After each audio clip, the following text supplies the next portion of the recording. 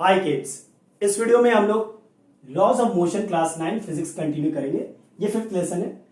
बाकी के 4 लेसन आप डिस्क्रिप्शन बॉक्स या फिर आई बटन से ले सकते हो। शुरू करते हैं। Newton second law of motion in terms of rate of change of momentum.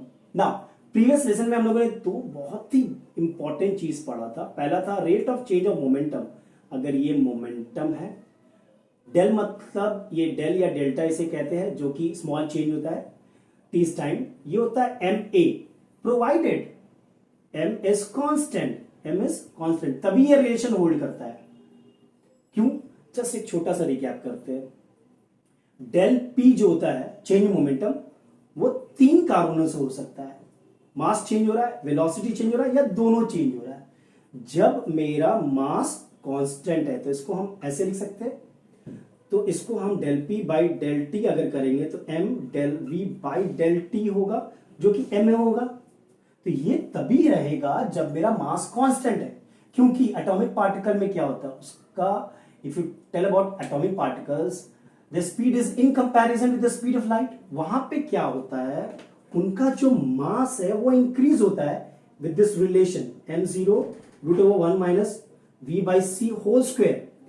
m0 is the mass at rest, v is the velocity and c is the velocity of light। तो उनका मास अगर इंक्रीज होगा तो ये hold नहीं करेगा। हाँ, ये होल्ड करेगा, ये होल्ड करेगा।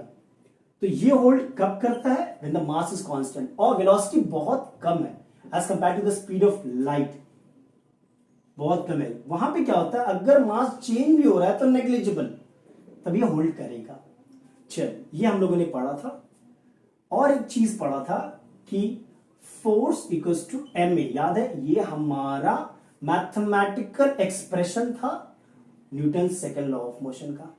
अब इन दोनों को अगर कंपेयर किया जाए तो मैं फोर्स को del P by del T लिख सकता हूं, यानी कि del P by del T मतलब M del we by del T. यहीं से मेरा Newton second law of motion का स्टेटमेंट निकलता है। वो क्या है?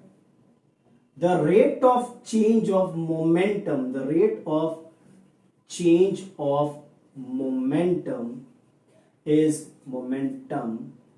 directly proportional to the force applied, and it is the change momentum is in the it is in the direction of the force applied। यही है स्टेटमेंट मेरा Newton second law of motion का। The rate of change of momentum is directly proportional to the force applied on the body, and it is in the direction of the force applied। Okay, so this is your Newton's second law of motion statement। और ये जो Newton second law of motion है, ये मेरा fundamental law है। बोलो क्यों?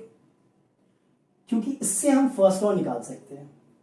Just देखो ध्यान से, अगर हम फोर्स को 0 कर देते हैं, फोर्स को अगर 0 करेंगे तो एम ए मेरा 0 हो जाएगा, यानी कि ए 0 हो जाएगा। डेफिनेटली मास तो कांस्टेंट है।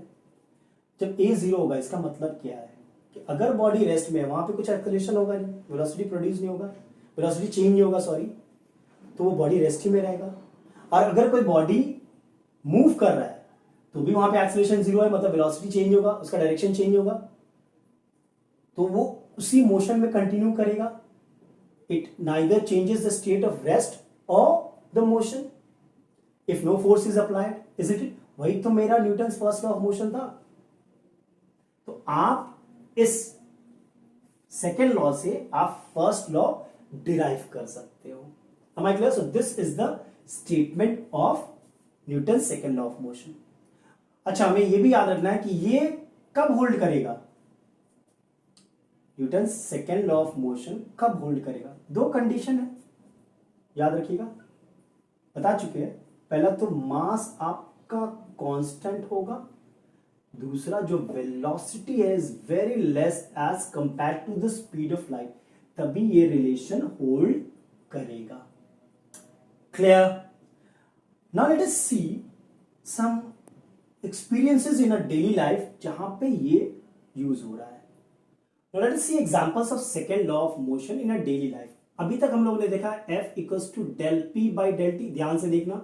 तो डेल पी मेरा क्या होगा, F into del t, which means for a change in momentum, for a required change in momentum, for a required given change in momentum, required, or you can say given change in momentum, momentum can be done in two ways. How?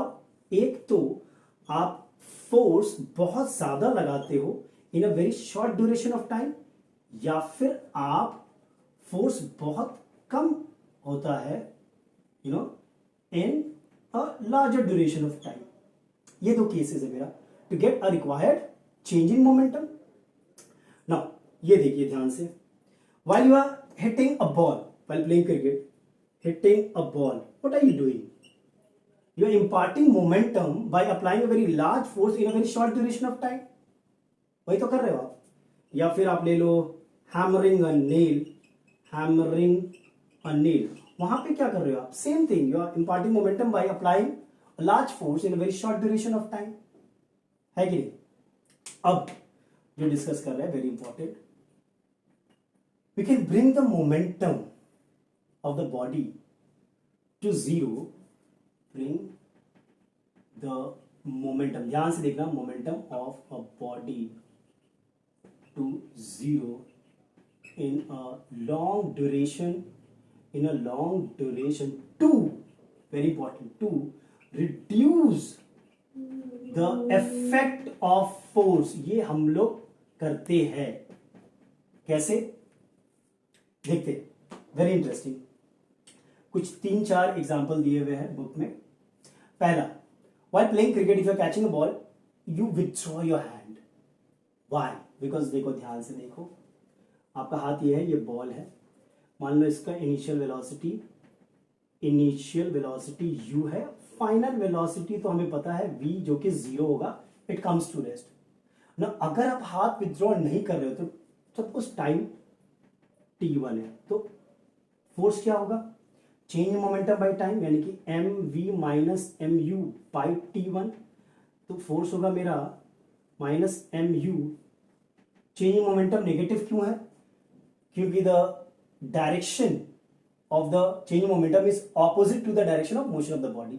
ठीक है ना, ये पहला case था मेरा, force equals to minus m u by t1 when the person is not withdrawing the hand, वो वहीं पर रख रहा है। ठीक है, लेकिन अगर आपने हाथ को थोड़ा पीछे ले गया, तब वहां पे फोर्स, यहां पे F1 है, यहां पे F2, क्या होगा, minus m u by t2। Suppose ये t2 है मेरा time, m v minus m u by t1, t2, तो एम वी तो v तो 0 है, तो हो जाएगा minus m u by t2।